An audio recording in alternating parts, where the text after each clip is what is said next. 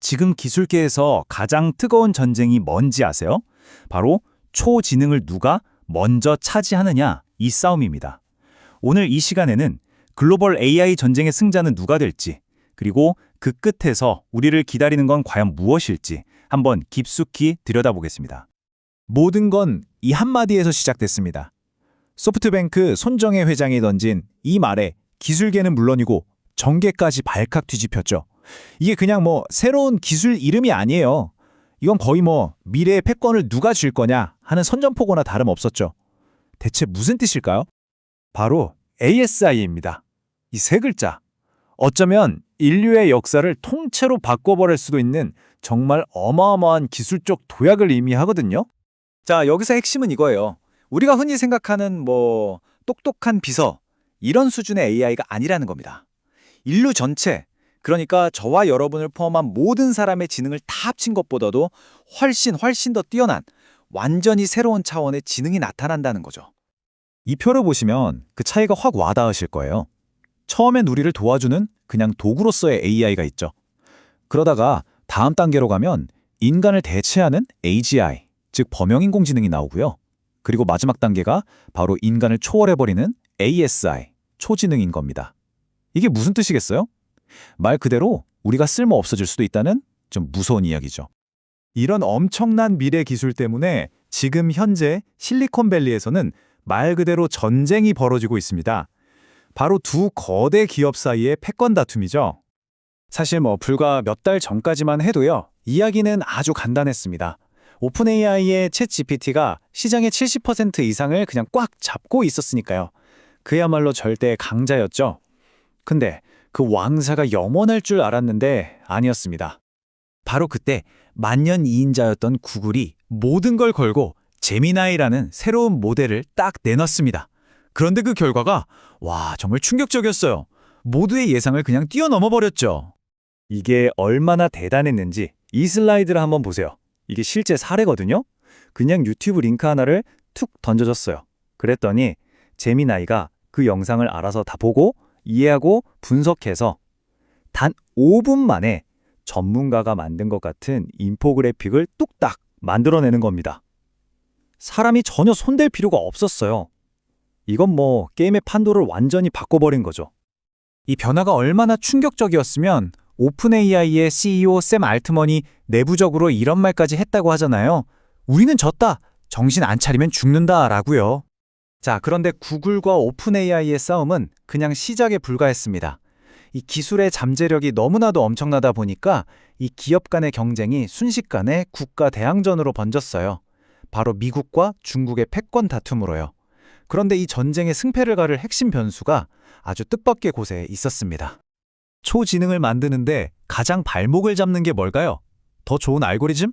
더 빠른 반도체? 아니었습니다. 바로 에너지였어요. 전기요. 이 엄청난 AI 모델을 돌리려면 정말 상상도 못할 만큼의 전기가 필요하거든요. 결국 전기를 가장 많이, 가장 싸게 공급할 수 있는 나라가 이기는 게임이 된 겁니다.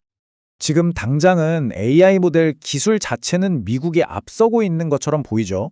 그런데 이 에너지 인프라를 보면 이야기가 완전히 달라집니다. 중국이 그냥 압도적이에요. 지금 짓고 있는 원전만 30개에다가 태양광 발전 용량은 말할 것도 없고요.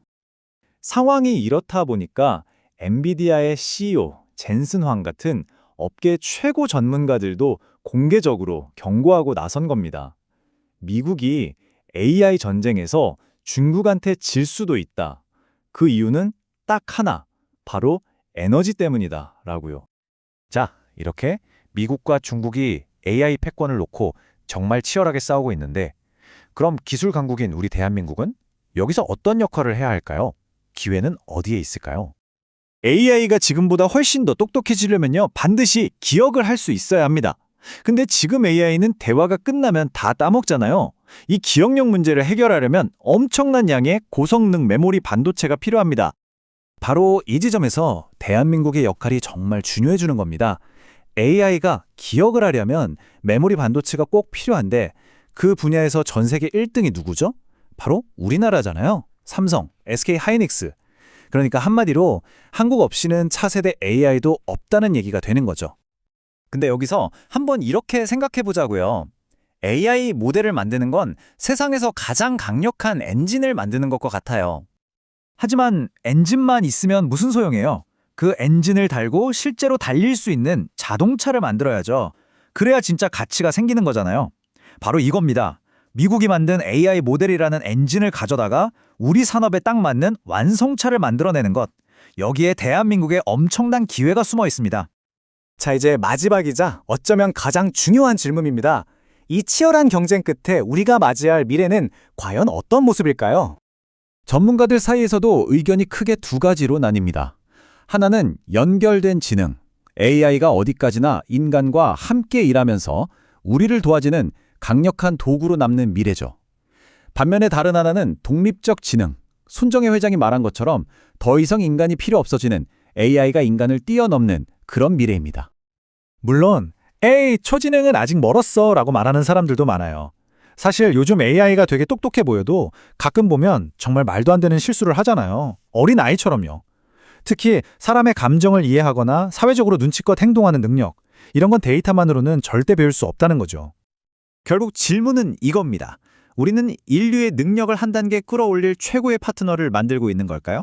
아니면 우리를 대체하고 결국엔 지배하게 될 후계자를 만들고 있는 걸까요? 그 답은 정해져 있지 않습니다. 바로 지금 이 순간 전 세계 연구실과 정부에서 내려지는 결정 하나하나에 우리 모두의 미래가 달려 있습니다.